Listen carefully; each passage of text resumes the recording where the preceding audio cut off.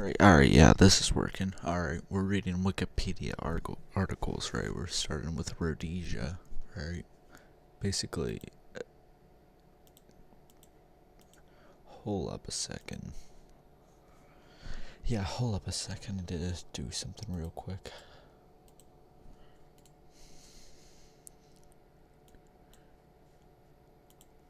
Yeah, don't mind that real quick. Hold up.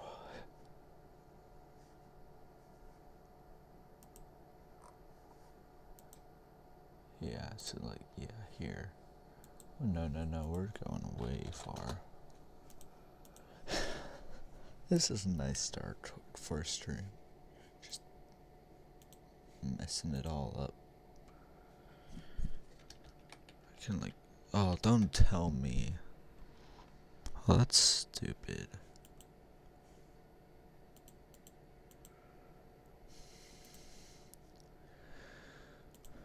Alright, yeah, there it is. Alright, yeah, I'm pulling it back up.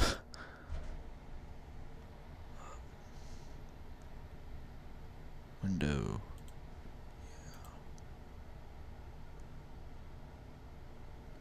Yep, this.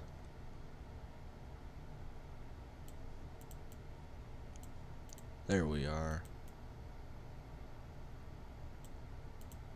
There we are. Much better.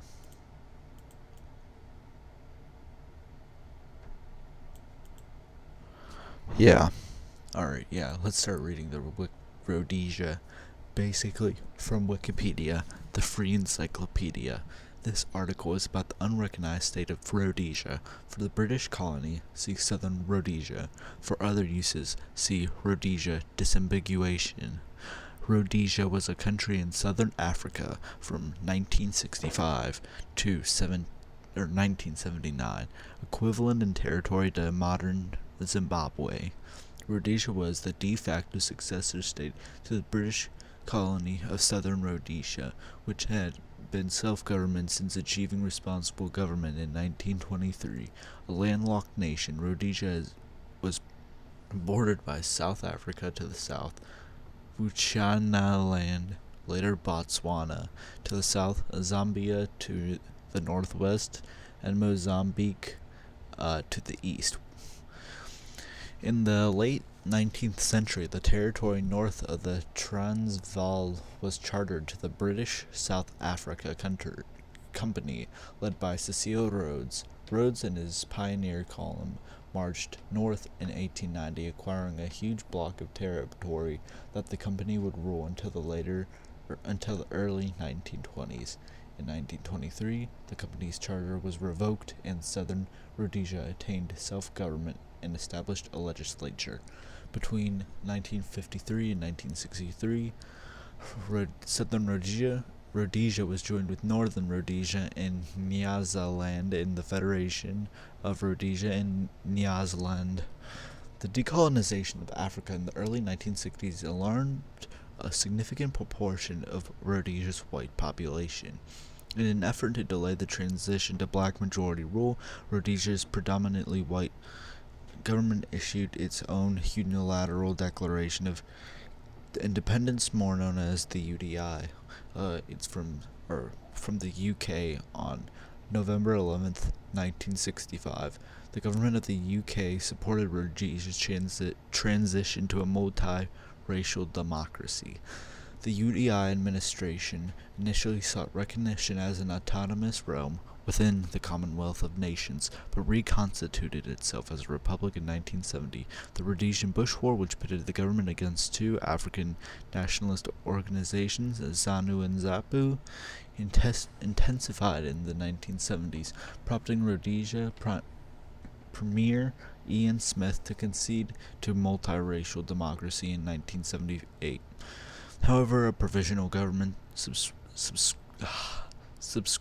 subsequently headed by Smith and his organization's and moderate colleague Abu Muzaro failed in appeasing international critics or halting the bloodshed.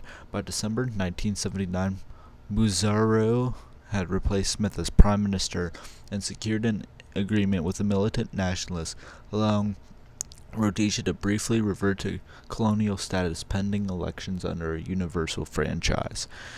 It finally achieved internationally recognized independence in April 1980 as the Republic of Zimbabwe. Rhodesia's largest cities were its capital, Salisbury, and Bulawayo. The white population, which grew to nearly 300,000, dominated the country's politics and economy, though they never made up more than 8% of the total population. Rhodesia developed an economy largely dependent on agriculture, manufacturing, and mining.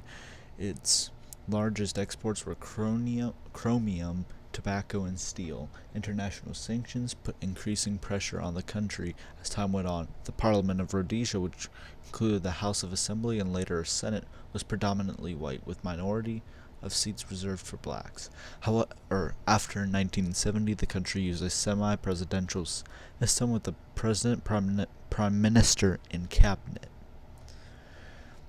The name of the country, according to the constitution adopted concurrently with the UDI in 1965, was Rhodesia. This was not the case under British law, however, which considered the territory's legal name to be Southern Rhodesia. The name given to the country in 1898 during the British South Africa Company's administration of the Rhodesias and retained by the self-governing colony of Southern Rhodesia after the end of company rule in 1923. The naming dispute dated to October 1964 when Northern Rhodesia became independent from the UK and concurrently changed its name to Zambia. The Southern Rhodesian colonial government in Salisbury felt that, in the absence of a Northern Rhodesia, the continued use of Southern was superfluous. It passed legislation to become simply Rhodesia, but the British government refused to approve this on the grounds that the country's name was defined by British legislation, so could not be altered by the colonial government. Salisbury went on using the shortened name in an official manner nevertheless, while the British government continued referring to the country as Southern Rhodesia. The situation continued throughout the UDI period. The shortened name was used by many people, including the British government in the House of Commons. The British government maintained this stance regarding the June to December 1979 successor state of Zimbabwe Rhodesia, and when Zimbabwe Rhodesia returned to colonial status from December 1979 to April 1980, it was as Southern Rhodesia. Southern Rhodesia subsequently achieved internationally recognized independence in April 1980 when it became the Republic of Zimbabwe. Alright, I'm gonna take a break. Yeah. Alright, back. So history, background. Until after World War II, the landlocked British possession of Southern Rhodesia was not developed as an indigenous African territory, but rather as a unique state that reflected its multiracial character. This situation certainly made it different from other lands that existed under colonial rule, as many Europeans had arrived to make permanent homes, populating the towns as traders or settling to farm the most productive soils. In 1922, faced with the decision to join the Union of South Africa as a fifth province or accept nearly full internal autonomy, the electorate cast its vote against Southern African integration. Yeah, one sec, I need to just... Yeah. Hold up, I need to... pause. Alright, yeah. Alright, back on track. So where was I, In view of the outcome of the referendum, the territory was annexed by the United Kingdom on September 12, 1923. Shortly after its annexation, on October 1st, 1923, the first constitution for the new colony of Southern Rhodesia came into force. Under this constitution, Southern Rhodesia was given the right to elect its own 30-member legislature, premier, and cabinet, though the British Crown retained a formal veto over measures affecting natives and dominated foreign policy. Over the course of the next 3 decades, Southern Rhodesia experienced a degree of economic expansion and industrialization almost unrivaled in sub-Saharan Africa. Its natural abundance of mineral wealth, including large deposits of chromium and manganese, contributed to the high rate of conventional economic growth. However, most colonies in Africa, even those rich in natural resources, experienced difficulty in achieving similar rates of development due to shortage of technical and managerial skills. Small rotating cadres of colonial civil servants who possessed little incentive to invest their skills in the local economy were insufficient to compensate for this disadvantage. Southern Rhodesia had negated the issue by importing a skilled workforce directed from abroad in the form of its disproportionately large European immigrant and expatriate population. For example, in 1951, over 90% of white Southern Rhodesians were engaged in what the British government classified as skilled occupations, or professional and technical trades. This resulted in the establishment of a diversified economy with a strong manufacturing sector in iron and steel industries. As the white population increased, so too did capital imports, especially in the wake of World War II. The considerable investment made by the European residents in the economy financed the development of Southern Rhodesia's export industries, as well as the infrastructure necessary to integrate it further with international markets. In 1953, Southern Rhodesia merged with the 2 other British Central African states to form the Federation of Rhodesia and Nyasaland, a loose association that placed defense and economic direction under a central government but left many domestic affairs under the control of its constituted territories. As it began to appear that decolonization was inevitable and indigenous black populations were pressing heavily for change, the Federation was dissolved in 1963. The UDI, although prepared to grant formal independence to Southern Rhodesia, not Rhodesia, the British government had adopted a policy of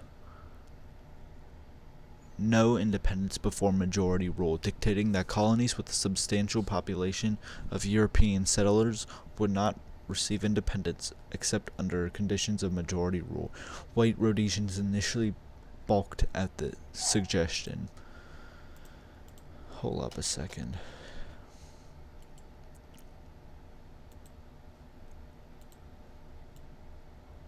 Yeah, this is better. Oh, yeah, that's better.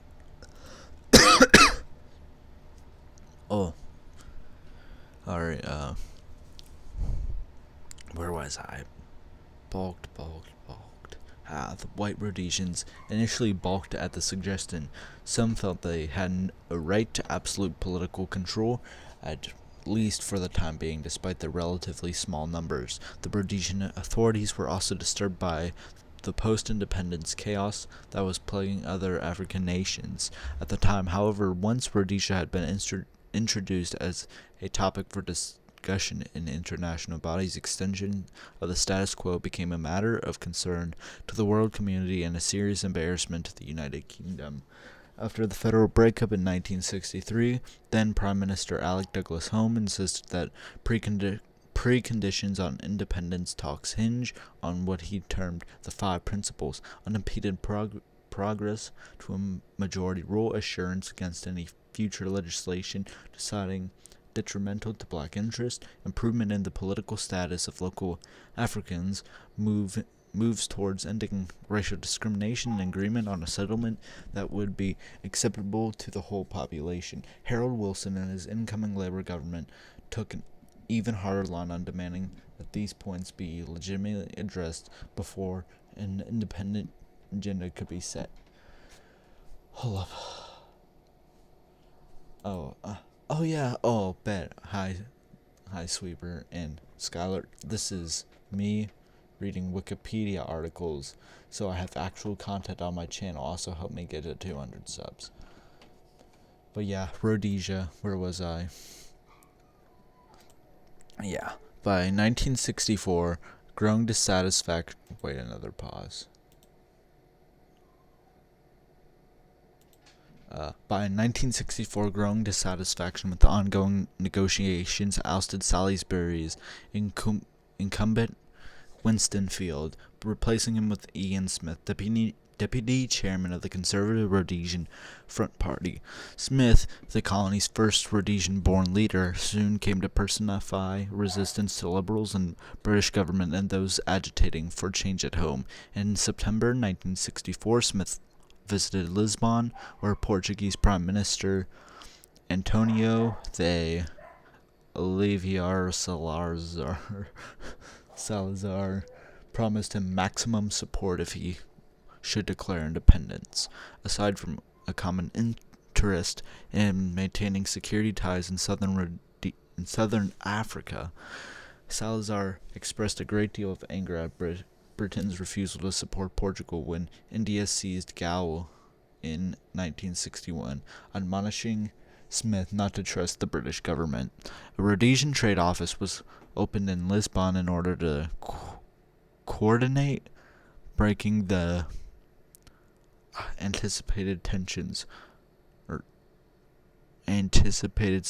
in the event of a UDI later that year, which encouraged Smith not to compromise. In its turn, the Rhodesian trade office in Lisbon functioned as a de facto embassy and caused tension with London, which objected to Rhodesia conducting its own foreign policy. As landlocked Rhodesia bordered on the Portuguese colony of Mozambique, Salazar's promise of maximum support from Portugal in breaking the anticipated sanctions gave Smith more grounds for self-confidence in his talks with London. Smith ruled out acceptance for all five of the proposed principles as they stood, implying instead that Rhodesia was already legally entitled to independence, a claim that was overwhelmingly endorsed by registered voters in a referendum. Emboldened by the results of this referendum and the subsequent general election, Rhodesia now threatened to assume her own sovereignty without British consent. Harold Wilson countered by warning that such an irregular procedure would be considered treasonous, although he specifically rejected using armed force against the English kith and kin in Africa. Wilson's refusal to consider a military option encouraged Smith to proceed with his plans. Talks quickly broke down, and final efforts in October to achieve a settlement floundered. The Rhodesian Front remained unwilling to accept what were regarded as unacceptably drastic terms, and the British government would settle for nothing less. It was a formula doomed to failure. The mantle of the pioneers has fallen on our soldiers, on our shoulders to sustain civilization in a primitive country. Ian Smith, November 11th, 1965, upon the announcement of the UDI. On November 11th, 1965, following a brief but solemn consensus, Rhodesia's leading statesman issued a UDI. This was immediately denounced as an act of rebellion against the Crown of the UK, and Wilson promised that the legal action would be short-lived. However, few seemed to initially realize that Rhodesia was no longer within the Commonwealth's direct sphere of influence, and British rule was now a constitutional fiction. Salisbury remained virtually immune to credible metropolitan leverage.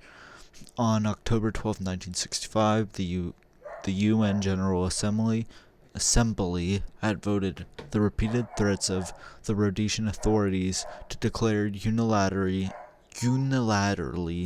the independence of southern Rhodesia in order to perpetrate minority rule, and called upon Wilson to use all means at his disposal, including military force, to prevent the Rhodesians from front from asserting independence. After UDI was proclaimed, UN officials branded Ian Smith government as an illegal, racist minority regime and called on member states to sever economic ties with Rhodesia recommending sanctions on petroleum products and military hardware. In December 1966, these measures became mandatory, extending to bar the purchase of Rhodesian tobacco, chrome, copper, asbestos, sugar, meat, and hides. The UK, having already adopted extensive sanctions of its own, dispatched a Royal Navy squadron to monitor oil deliveries in the port of Beira in Mozambique, from which a strategic pipeline ran to Umtali in Rhodesia. These warships were to deter by force if necessary vessels recently believed to be carrying oil destined for southern Rhodesia. Hold up, another pause. Hold up, I'm liking this. Alright, yeah.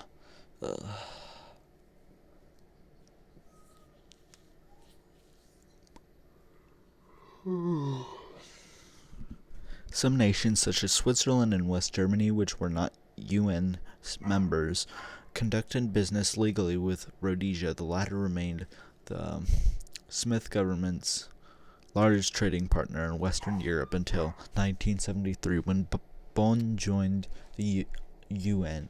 Japan continued to accept more Rhodesian exports than any other nation. Iran provided oil. The Portuguese government marketed Rhodesian products as its own via false certificates of origin and disguised trade channels.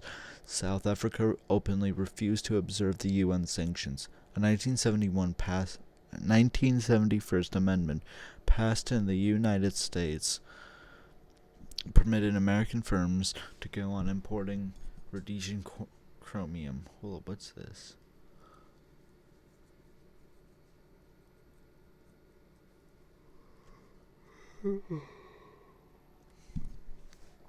Despite the poor showing of sanctions, Rhodesia found it nearly impossible to obtain diplomatic recognition abroad. In 1970, the U.S. government had made it clear that the UDI would not be recognized under any circumstances. Even the National Party government in South Africa, although sympathetic, did not recognize Rhodesia as an independent state, maintaining only an accredited diplomatic representative in Salisbury. This allowed Pretoria to continue to recognize British sovereignty as well as to deal with the de facto authority of the Smith government. Initially, the state retained its pledged loyalty to Elizabeth II of the UK, recognizing her as Queen of Rhodesia.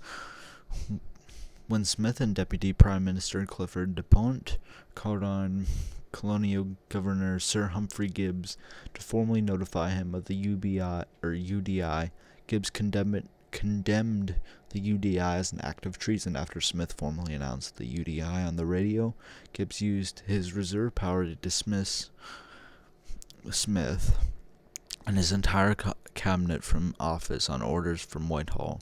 However, Gibbs was unable to enact any concrete actions to foster a return to legality. Government ministers simply ignored his notices, contending that UDI made his office obsolete. Even so, Gibbs continued to occupy his residence in Salisbury until 1970, when he vacated the premises and left Rhodesia following the declaration of a republic. He had effectively been superseded before then. The Smith government stated that if the Queen did not appoint a Governor General, it would name DuPont as officer administering the government. Smith had intended to have DuPont named Governor General, but Elizabeth would not even consider this advice. Oh my lord. I am not doing good. Hi.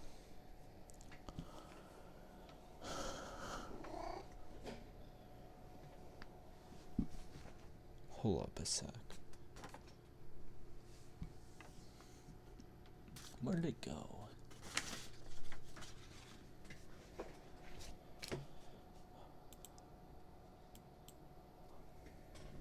Oh, right there.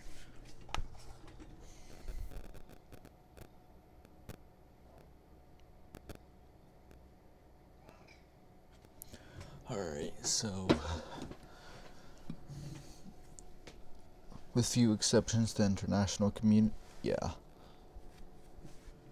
that Gibbs was the Queen's only legitimate representative and hence the only lawful authority in what it still maintained was Southern Rhodesia. In September 1968, the Appellate Division of the Rhodesian High Court ruled that Ian Smith's administration had become the de jure government of the country, not merely the de facto one. To support his decision, Chief Justice Sir Hugh Beadle used several statements made by Hugo Gratius, who maintained that there was no way that a nation could rightly claim to be governing a particular territory if it was waging a war against that territory.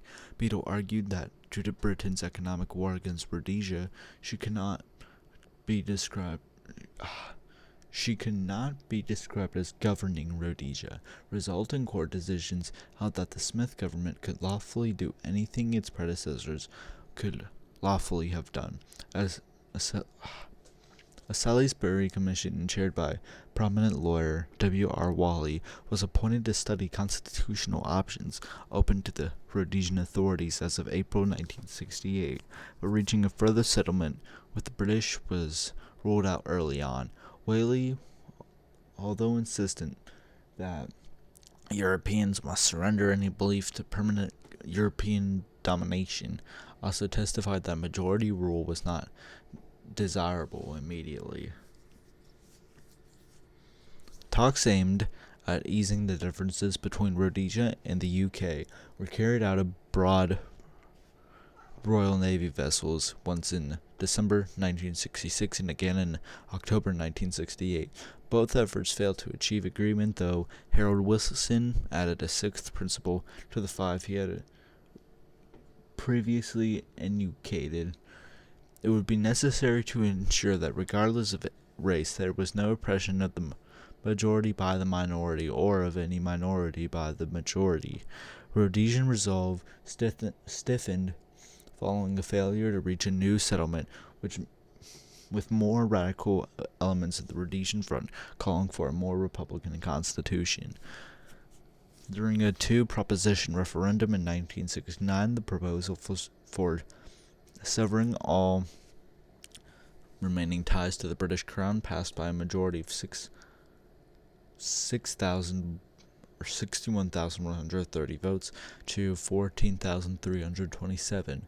Rhodesia declared itself a republic on March 2, 1970, under the new constitution, and President served as ceremonial head of state, with the Prime Minister nominally reporting to him. Some in the Rhodesian government had hoped in vain that the declaration of a republic would finally prompt other nations to grant recognition. Oh my lord, this is long.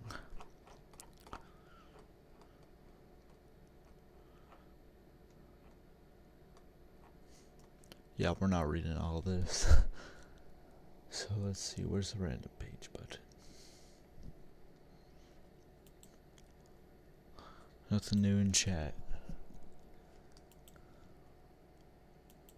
Hey, 3 likes.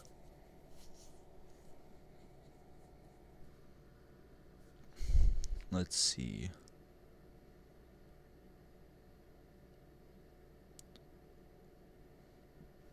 Is that your... Yeah, there it is. Masna, Poland. Masna is a village in the administrative district of Gimnishirk within Chornjins County, Pomeranian Voivodeship in northern Poland. It lies approximately 7 kilometers or 4 miles, since that's the right unit of measurement, southeast of Chersk, 34 or 21 miles east of Chornjins, and 48 miles southwest of the regional capital, Gdansk. For details of the history of the region, see History of Pomerania. The village has a population of 94. So Pomerania is a fucking region. As I thought. Too long. Let's see. Alright. James Henry Bradney was a New Zealand Reform Party member of Parliament and shipping proprietor. James Henry Bradney was born on April 2nd, 1853 at Wolverhampton, Staffordshire, the son of Joseph Bradney, coachsmith and ironmonger, and Emily née Morris. Joseph and Emily with James Henry and 3 other children emigrated on the Mermaid from Liverpool on July 11th, 1859, arriving at Auckland, New Zealand on October 19th. Bradney's early schooling was at Takapuna. I said that weird. Takapuna. At age 11, he went to work on a farm and remained there 3 years. He later worked in a bakery and as a butcher and grocer. Bradney ran away to sea and joined the small steamer Go Ahead as a deckhand. He later sailed around the coast for some time in the 3-masted schooner Policeman, then went bushfalling at Coromandel and gold mining at Thames, however you say, I forgot. Still later he rode ferry boats plying between Auckland and Northcote on Auckland's North Shore. He served on the Lily, the first steamer to enter the Kaipara service, and then went abroad on deep-sea vessels. While in Geelong, near Melbourne, Australia, Bradney met his future wife, Mary Jane Hoxton, whom he married in Auckland in 1878 when he was a pilot on the Kaipara Bar. He then worked for the Auckland Harbour Board and finally became a waterman, one of the hardy band of men whose boats formed the means of communication between shore and ship. In 1884, Captain Bradney joined forces with his brother-in-law Ernest Charles Binns, forming the firm Bradney and Binns with the Launch Dispatch. The Vivid was purchased in 1892, and on March 26, 1904, Captain Bradney's daughter Blanche launched the Pitotoi the first. The replacement Pitotoi II was brought into service in 1908. The firm was succeeded by J. H. Bradney and Sons in 1934, and at the time of Captain Bradney's death in 1936, was operating the Onawa, Kaipakti, Madeira, and Presto, the latter being used by a port health officer. Bradney was elected by the Auckland West electorate in the 1911 election, but was defeated in 1914. He was a member of the Auckland Harbour Board from 1907 to 1915 and 1922 to 1923. Captain Bradney was at first on the Mount Albert Borough Council. He was a life member of the Auckland Choral Society, which he was associated for 50 years, and a member of the Amateur Opera Club in Auckland, Leinstertafel. He died at Epsom, Auckland on May 22nd, 1936, survived by his wife and 6 children, Henry Cooper, Horace Lancelot, Blanchada, Elizabeth Beatrice, Frederick Charles, and Douglas Eric. 2 other children having died as infants. He is buried at Hillsborough Cemetery, Auckland.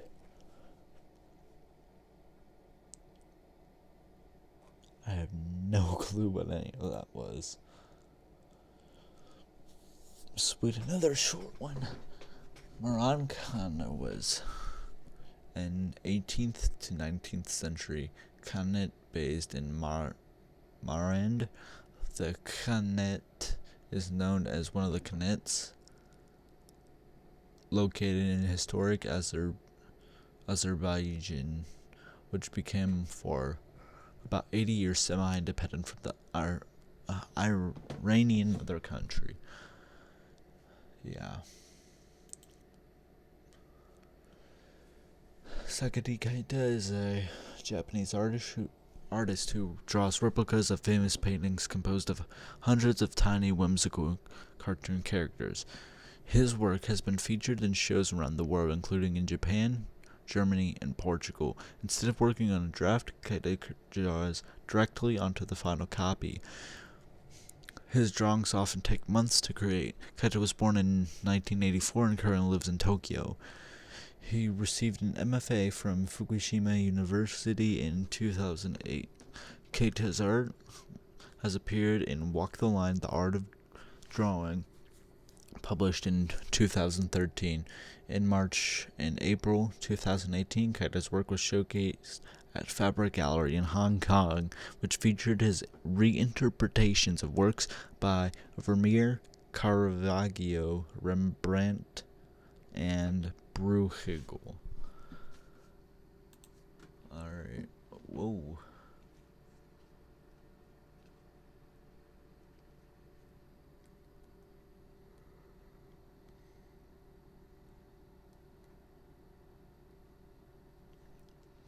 Alright, yeah. Too long.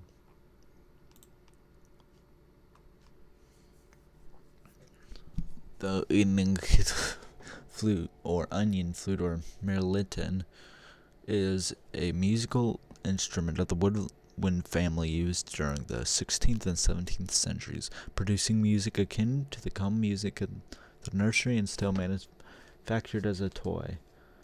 The onion flute consists of wooden tube widened out slightly to form a bell. The upper end of the tube is closed by means of a very fine membrane, similar to an onion skin stretched across the aperture like the vellum of a drum. The mouthpiece, a simple round hole, is pierced a couple of inches below the membrane. Into this hole the performer sings his voice, setting up vibrations in the membrane, technically merlitin, which thus intensifies the sound and changes its timbre to a bleeding quality. A movable cap fits over the membrane to protect it. Marine Mercenes has given a drawing of the image together with the description. He states that the vibrations of the membrane improve the sound of the voice, and by reflecting it, give it an added charm. There were concerts of these flutes in 4 or 5 parts in France as Mercenes, and they had advantage over other kinds of reproducing more nearly in the sound of the voice. The Irish writer Samuel Beckett wrote a series of 49 small poems in French, calling merlitins after the instruments. See also kazoo and swazzle. Whoa, this is... Yeah, I might just end off here. I'm really tired.